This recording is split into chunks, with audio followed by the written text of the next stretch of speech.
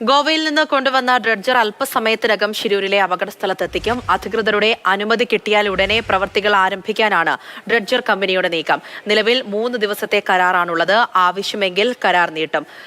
ശിരൂരിൽ നിന്നും സാരംഗ് സുരേഷ് വിവരങ്ങളുമായി ചേരുന്നുണ്ട്. സാരംഗ്, നടപടികളിലേക്കൊക്കെ കടക്കാൻ ഇനി അധികം സമയമൊന്നുമില്ല. എങ്ങനെ പോകുന്നു കാര്യങ്ങൾ, പറയൂ.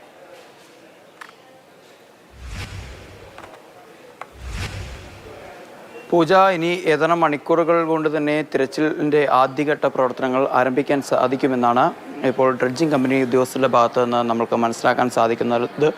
ഉദ്യോഗസ്ഥരുമായൊക്കെ തന്നെ നമ്മൾ സംസാരിച്ചിരുന്നു. കമ്പനി അധികൃതരുമായും ജില്ലാ ഭരണകൂടത്തിൻ്റെ പ്രതിനിധികളായും ഒക്കെ തന്നെ സംസാരിച്ചിരുന്നു. ഏകദേശം ഉച്ചയ്ക്ക് 2:30 കാർവാർ MLA ആയിട്ടുള്ള സതീഷ് കൃഷ്ണസേനും മഞ്ചേശ്വരം MLA ആയിട്ടുള്ള AK മഷ്റഫ് MLAയും ഇപ്പോൾ ഇവിടെ ഹോൾട്ട് ചെയ്തിരിക്കുന്ന, ഇവിടെ നങ്കൂരമിട്ടിരിക്കുന്ന ഡ്രഡ്ജറിനടുത്തേക്ക് എത്തും. പിന്നീട് ചെറിയ തോതിലുള്ള പ്രാഥമിക പരിശോധനകൾക്ക് ശേഷം ഏകദേശം 3 മണിയോടുകൂടി മണ്ണിടിച്ചിലുണ്ടായ സ്ഥലത്തെത്തിക്കും.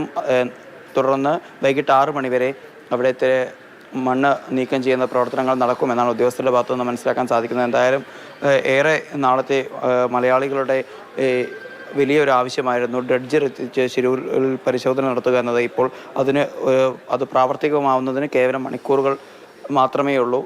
ഏതാനും ദിവസമായി നമ്മൾ കാർവാർ തൊട്ട് അല്ലെങ്കിൽ ഗോവ തൊട്ട് നമ്മളും മാതൃഭൂമി ന്യൂസ് സംഘവും ഇതുപോലെ തന്നെ ഡ്രഡ്ജറിനോടൊപ്പം തന്നെ സഞ്ചരിക്കുന്നുണ്ട്. അപ്പോൾ നമ്മളെ സംബന്ധിച്ചും ഇത് പ്രധാനപ്പെട്ട ഒരു ദൗത്യമാണ്. അപ്പോൾ അത്തരത്തിൽ അത് എത്രയും പെട്ടെന്ന് തന്നെ ഇവിടെ നിന്ന് കണ്ടെത്തുന്ന അല്ലെങ്കിൽ ഇവിടെ നിന്ന് ലഭിക്കുന്ന വിവരങ്ങൾ പ്രേക്ഷകരിലേക്ക് എത്തിക്കുക എന്നുള്ള ഒരു ആഗ്രഹം കൂടി നമ്മൾക്കുമുണ്ട്. അപ്പോൾ ഇവിടെ നിന്ന് അർജുൻ്റെ കുടുംബവും അതുപോലെ തന്നെ ജഗന്നാഥിൻ്റെ കുടുംബവും ലോകേഷിൻ്റെ കുടുംബവും ഇനി അവർക്ക് വലിയ പ്രതീക്ഷകളൊന്നും തന്നെയില്ല. പക്ഷേ അവരുടെ കുടുംബത്തിന് ഒരു സ്ഥിരീകരണം ലഭിക്കേണ്ടതായുണ്ട്. അപ്പോൾ അവർക്ക് ആ സ്ഥിരീകരണത്തിന് വേണ്ട ഭൗതിക ശേഷിപ്പുകളോ മറ്റെന്തെങ്കിലും തന്നെ ഇവിടെ നിന്ന് ലഭിക്കുമെന്നുള്ള പ്രതീക്ഷ തന്നെയാണ് അവരുടെ കുടുംബാംഗങ്ങളൊക്കെ തന്നെ ഇപ്പോൾ വെച്ച് പുലർത്തുന്നത്. ലോറി ഉടമയായിട്ടുള്ള മനാഫൊക്കെ തന്നെ ഇവിടെ എത്തിയിട്ടുണ്ട്.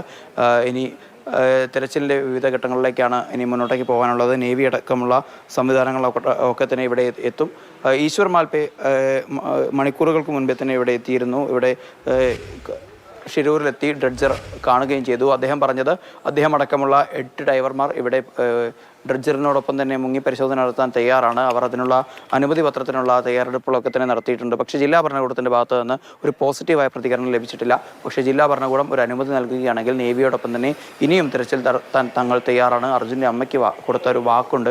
അത് പ്രാവർത്തികമാക്കാൻ തങ്ങളാൽ കഴിയാവുന്നതെല്ലാം അവർ ചെയ്യും എന്നുള്ള കാര്യമാണ് അവർ പറയുന്നത്. എന്തായാലും ഇനി വരുന്ന മണിക്കൂറുകൾ, ഞാൻ ഒന്നുകൂടി പറയുകയാണ്, ഇനി വരുന്ന മണിക്കൂറുകൾ അതീവ നിർണായകമാണ്. ഈ ദൗത്യത്തെ സംബന്ധിച്ച് 2 മാസമായി തുടരുന്ന കണ്ണീരിനും അവരുടെ സങ്കടങ്ങൾക്കും വിഷാദങ്ങൾക്കും ഒക്കെ തന്നെ ഒരു അറുതി വരുത്താൻ ഈ ഡ്രഡ്ജർ കൊണ്ടുള്ള ഈ ഒരു തിരച്ചിലിന് കഴിയും എന്ന് തന്നെയാണ് നമ്മുടെ പ്രതീക്ഷ.